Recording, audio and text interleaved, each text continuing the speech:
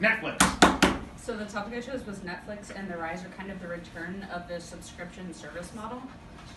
So this just like primarily was something that I found interesting. This is the number of subscribers in the United States for all sorts of different subscription services that started since Netflix started in 1999. So as you can see, kind of from 2011 onward, there's just been this massive spike in new services being created. Like you see some of the names up there for like Spotify, Hulu, really popular stuff. And then also kind of goods and services as subscriptions, like the Dollar Shave Club, different stuff like that. So basically, this article was really cool because it was just about how since Netflix started, a lot of different places have created subscription services for different aspects of their business. And then correlated to that, this was the stock average ending stock price for the years since, for those like top 5 companies, except for Hulu because they're not publicly traded. And especially for Amazon, you can see since Amazon Prime subscriptions began, their stock prices skyrocketed. The average Amazon Prime subscriber spends $1,300 a year on Amazon, which is double what people without a Prime subscription spend. So basically, every week. Yeah. So it's just like really showing that like since subscription services have come about, like it's generating revenue for companies that have existed, but in kind of a different way. So the two things that I really focused on from the text were the external environment and then competitive rivalry and competitive dynamics. So externally, we have like these 5 factors: the threat of new entrants, power of suppliers, power of buyers, threat of product substitutes, and the intensity of rivalry. So the threat of new entrants is really, really high.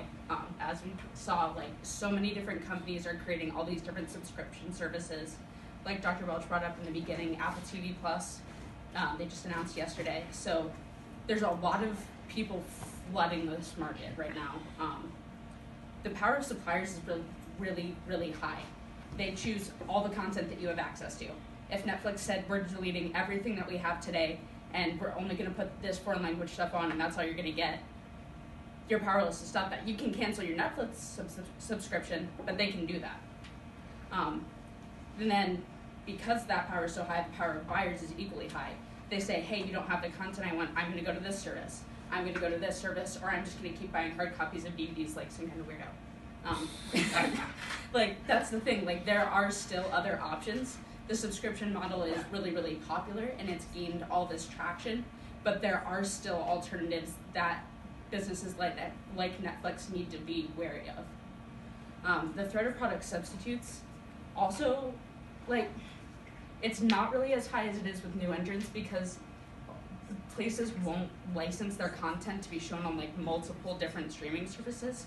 So you're not going to have a product that will get you all the exact same content as something else. So a lot of people will have like a Netflix and a Hulu subscription because the content's not the same. You're not getting the same product even though they're competitors. And then the intensity of the rivalry, once again, it's difficult because they're not covering the exact same content, but the rivalry is high in getting content.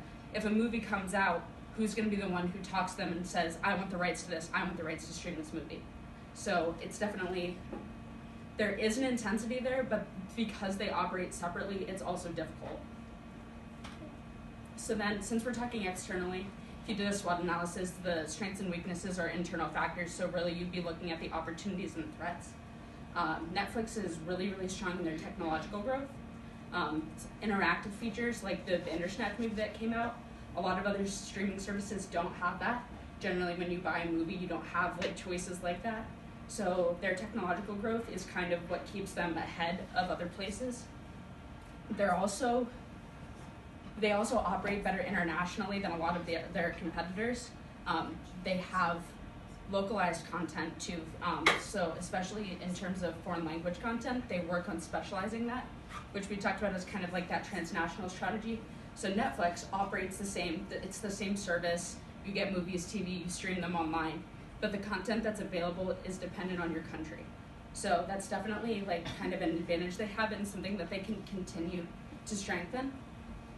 And then as far as threats, like we said, there's a lot of new entrants into the market, so they have really high increased competition, which makes it difficult, especially when somebody like Disney says, we're going to create our own streaming service, which means we're taking all of our content from you and putting it on our own. And then piracy is also, especially because Netflix has started developing so much of their own original content, if that stuff's being pirated, that's a complete loss for them. So the other thing that I really wanted to focus on was competitive rivalry and dynamics. So because there's a finite amount of movies and TV out there. Those are the resources that they have. So in this environment where they have to compete with other streaming services, Netflix's solution has just been produce more of their own original content that other services can't do. I mean, that's kind of something that Hulu has followed up on with stuff like Handmaid's Tale, some of the movies that they've produced, but it's definitely something where Netflix took that first step. They have way more original content than other streaming services do. Because of their competitive rivalry, there has to be a really high emphasis on the customer relationship management. If Netflix did something to like really anger somebody that they have a contract with, like with the CW, Netflix gets their shows a week after the season ends instead of months later like a lot of their other shows. So if they did something and ruined that contract and the CW took that business to Hulu, everybody who's watching those shows could change their subscription, could lose their Netflix subscription. It's really important that they focus on that. And then it's the same thing with customers. So like if Netflix did something like when they said they were going to take Friends off the site, everybody freaked out, right? And then they spent an exorbitant amount of money to make sure that they kept Friends, they kept those subscribers. So they have to have that really high emphasis on the customer relationships, otherwise they'll lose out to their competitors. And then, like I talked about earlier, there's competition from other sources as well. While they're directly competing with streaming services, there's still DVDs, there's still movie theaters, there's other options for people to get this content, cable TV, it all still exists. So while they have to look at their direct competitors like Hulu, they also have to focus on what's going on in the other markets. Because, like, especially for cable TV, a lot of channels have their own streaming services now. Like, you have the NBC app, you have CBS, all of this. So that content's available whether you have a Netflix subscription or not. So they have to, like, kind of balance their competition with their direct competitors and, like, the market as a whole. And then, so for competitive dynamics, it's pretty much a standard cycle market. The reason it's not fast is because, like, competitors can emerge. It's, like, okay to start your own streaming service. It's very possible, but it is relatively expensive to license the content for use from a lot of different places. So it's, like, not really fast or slow. It's a relatively standard cycle market, which means that their behavior needs to focus on seeking large market shares, getting customer loyalty, like I talked about the customer relationship management, and then providing a consistently positive experience. Once again, back to the Friends thing, everyone got really upset with it. So in order to provide the same service that they had been providing, Netflix shelled out a crazy amount of money to make sure that they didn't lose those customers. So then these were kind of the things that like came up that I wanted to discuss.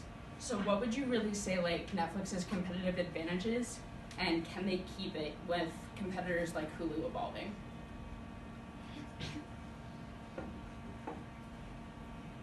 Well, I think I was gonna say a lot of it's like when they enter the market and how well they establish their brand when they enter the market, and then like I feel like they're kind of going down because other shows are making deals and things are being pulled off kind of thing. But that main competitive advantage was just like, I mean, right now I feel like they don't have too strong competitive advantage besides those main brands.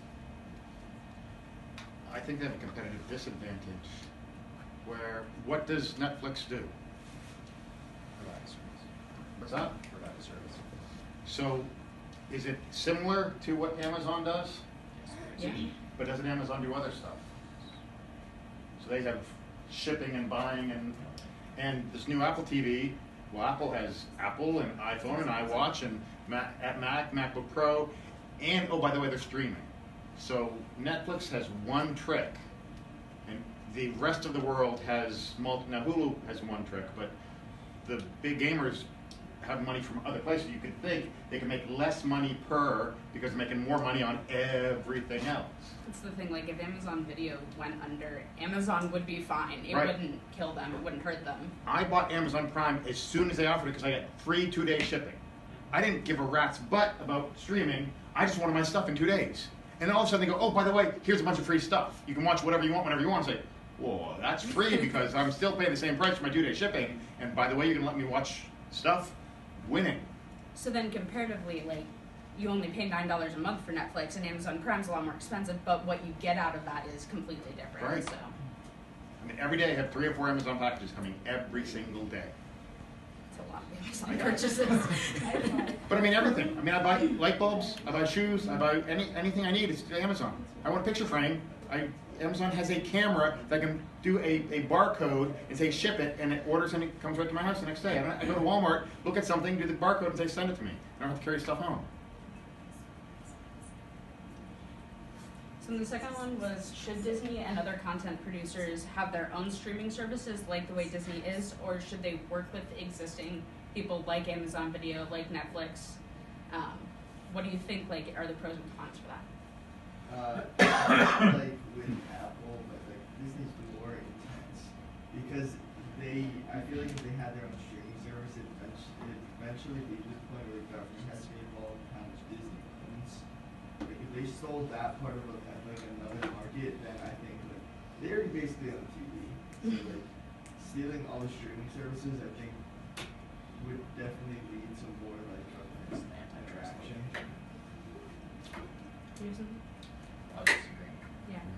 And it's like, it's one of those things where it's weird, like, I don't know, especially, like, personally, I wouldn't pay $5 a month just to watch Disney content, but I'll pay my $9 a month to Netflix to watch Disney content and other things. Right. So, honestly, I think this is a move that could hurt Disney more than it'll help them, too. CBS has their own streaming service, and you got to pay for it to get the limited things. They got 2 or 3 shows that are only there. And I pay $5.99 a month to watch these 2 stupid shows on CBS. When as soon as I can get it on Amazon or on, it's like I'll just get rid of. So you have to be careful because we don't want individuals. I don't want to pay Amazon Prime and Netflix and Hulu.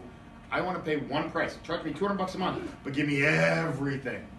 That's what I want. Like we had cable when we were growing up. You just turned on the TV and you had everything, and then you could upgrade to HBO and Showtime, and it was all in one place. Now I have to have 17 different passwords to watch whatever the hell I want. They're kind of like assuming that people have more disposable income than they actually do. So if somebody looks at something, if people are budgeting by month or by every 2 weeks, whenever they get their paycheck, and they say, okay, can I spend this $5 towards my cable subscription or towards Netflix subscription, or can I pay for just Disney content? The answer is never going to be just Disney content. Yeah. And then for the third question I had, do you think that we'll kind of see a continuation of this rise in subscription services, or do you think it's going to start to fade out? I tell you what I hope happens. I hope it crashes, burns, and goes straight to hell. Well, tell us how you really Yeah. feel. You want to elaborate on that one? The overall rise, like subscription services like video, stuff like that, I understand. I like when you say subscription services and the overall rise, I immediately start thinking of the software as a service and how much I hate that. Like Office 365 Yes. versus just being able to buy To buy Microsoft Word and have Office. it, yeah. And like, you know, how long will it be before operating systems themselves go to subscription service? Not long. But as long as the model works, as long as we're idiots enough to pay for it, I'll pay $1 a day. But you're also spending $6 for a pint of ice cream, and how much does a coffee cost? Anyone go to Starbucks? How much is a bottle of water there? You got Aquafina, how much did that cost you? They're like $2. For a bottle of water, and you're bitching about $5 a month for content? We have too damn much money. We're spending it incorrectly. How much was your Starbucks? 3 or 5, say 10 cents for the cup. Oh, say 10 cents, it was $3.05 for a cup of iced coffee. As You long as know- it's a Dunkin', everyone knows it's cheaper and better. It's okay. I was just gonna say, like, I think eventually something might even like take it over, like be cheaper. Like everything will get even cheaper than it is now compared to like if you like look back to where it started, where like you look at Comcast and Verizon on demand, and like movies were like $8 to rent for like 24 hours, and now you can just like watch those things. And then, so I feel like it could even get cheaper than what it is now. Wonderful topic. This was very, very interesting. Again, very, very nice, guys. I love these topics. Good job. Submit. 4 seconds, and it's 15 minutes.